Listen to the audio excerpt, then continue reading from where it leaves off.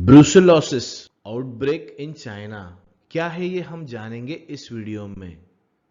नमस्कार मेरे प्यारे मित्रों, आप सभी का स्वागत है मेरे इस YouTube चैनल मॉर्निंग वाइब्स पर।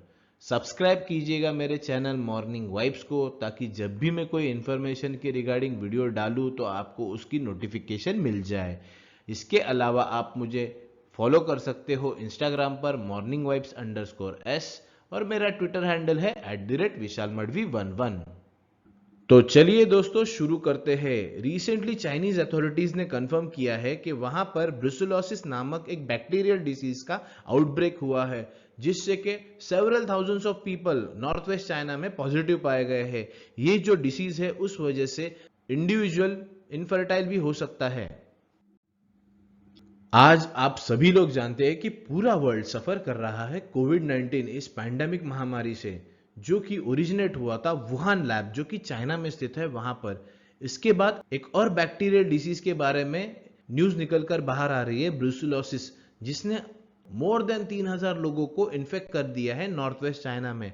इस नए बैक्टीरियल डिसीज का आउटब्रेक हुआ था, वो हुआ था बायोफार्मास्यूटिकल कंपनी में।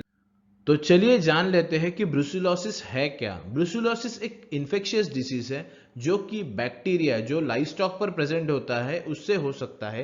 ये ह्यूमंस को भी इफेक्ट कर सकता है। जैसे कि मैंने आपको बताया, इफ अगर हम लोग किसी भी एनिमल्स के कॉन्टैक्ट में आते हैं जो इन्फेक्टेड है इस ब्रुसेलोसिस नामक बैक्टीरिया से, तो हमें भी ये हो सकता है। ये मेजरली इन्फेक्टेड करता है sheep, cattle, goat, pig and dogs को।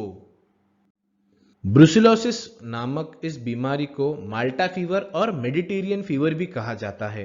मेजर इसके सिम्टम्स होते हैं, वो होते हैं हेडेक, मसल पेन, फीवर और फटीग। इसके अलावा United states centre for diseases and control and prevention, इस संगठन का कहना है कि कुछ सिम्टम्स तो ऐसे आ जाते हैं कि वो क्रॉनिक हो जाते हैं, जो कि पूरे लाइफ टाइम के लिए रह सकते हैं, लाइक आर्थराइटिस और स्वेलिंग ऑफ सर्टन ऑर्गन्स। यंगजे university college of veterinary medicine के एक प्रोफेसर का कहना है ब्रुसेलोसिस लॉन्ग लास्टिंग डैमेज कर सकता है। ये रिप्रोडक्टिव सिस्टम को इम्पैक्ट कर सकता है। अगर इसका ट्रीटमेंट प्रॉपरली नहीं किया गया तो ये एक इंडिविजुअल को इनफर्टाइल भी कर सकता है। सीडीसी का यह कहना था कि ह्यूमन टू ह्यूमन ट्रांसमिशन भी एक्सट्रीमली रेयर है। इसके अलावा बहुत सारे जो लोग इन्फेक्टेड पाए गए हैं वो फूड जो कंटामिनेटेड होगा उसको खाने की वजह से पाए गए हैं। इसके अलावा ब्रीदिंग में जब इनहेल किया गया है ये बैक्टीरिया, उस वजह से लोगों को इन्फेक्टेड पाया गया है।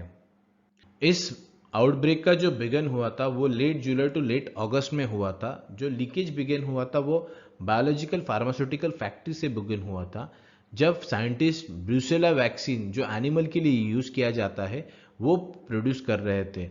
फैक्ट्री में एक्सपायर्ड डिसइंफेक्टेंट और सैनिटाइजर्स यूज किए गए थे। इस वजह से जो कि वेस्ट गैस है उसमें जो बैक्टीरिया प्रोड्यूस होता है उसको कंप्लीटली इरेडिकेट नहीं कर पाते साइंटिस्ट। इस कंटेमिनेटेड गैस की वजह से आगे एरेजोल फॉर्म हुए जो ऑलरेडी बैक्टीरिया को कंटेंट कर रहे थे, जो कि हवा में लीक हो गई, जो कि विंड से कैरी आउट की गई, जो फ्लोट होते हुए चली गई लॉन्जेव वेटरनरी रिसर्च इंस्टीट्यूट में, जहां पे बहुत सारे लोगों को इन्फेक्ट किया।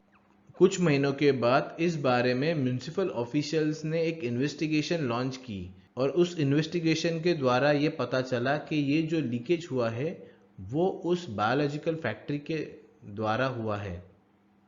इस इंसिडेंस के होने के बाद जो वैक्सीन प्रोड्यूसिंग का जो लाइसेंस दिया गया था कंपनी को वो रिवोक कर लिया गया है। उसके बाद जो प्रोडक्ट अप्रूवल हो गए थे ब्रुसेलोसिस वैक्सीन के वो भी विड्रॉ कर लिए हैं फ्रॉम मार्केट। फैक्ट्री का लाइसेंस भी रद्द कर दिया गया है और फरवरी मंथ में इसके बारे में एक अपोलॉजी लेटर भी उन्होंने इशू कर दिया था और बहुत सारे लोगों को पनिश किया गया है फॉर दिस इंसिडेंस। इस डिसीज का जो ट्रीटमेंट है वो किया जाता है एंटीबायोटिक्स के द्वारा, बट ये इन्फेक्शन है वो रीअकर भी हो सकता है। अगर मैं मेरा ओपिनियन देना चाहूँ इस इशू के ऊपर तो आपको बताना चाहूँगा कि स्ट्रिक्ट रिफॉर्म ड्रिवन होने चाहिए चाइना में जो इस तरह के आउटब्रेक्स होते हैं उसको रोकने के लिए, क्योंकि कोरोना वायरस भी एक ऐसा ही आउटब्रेक था जिसको कंटेन नहीं किया गया और इससे बहुत सारे लोगों की डेथ हो चुकी है। इसके अलावा जो वेट मार्केट है चाइना में, उसको बैन कर देना चाहिए, जो कि चाइना ने प्रॉमिस किया था, क्योंकि वेट मार्केट की वजह से बहुत सारे नए नए वायरसेस और बैक्टीरिया आ रहे हैं।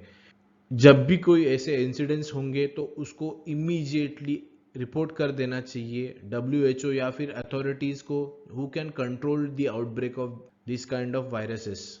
तो अगर आपको मेरा ये वीडियो अच्छा लगा तो सब्सक्राइब कीजिए मेरे चैनल मॉर्निंग वाइब्स को, शेयर कीजिएगा ये video to spread the knowledge. इसके अलावा बेल आइकॉन को क्लिक कीजिएगा, क्योंकि एवरी ट्यूसडे, थर्सडे और सैटरडे मैं वीडियोस लाऊंगा जो इन्फॉर्मेटिव होंगी, जिससे कि आपका नॉलेज भी इम्प्रूव हो और फ्यूचर में आप इसका यूज भी कर पाए।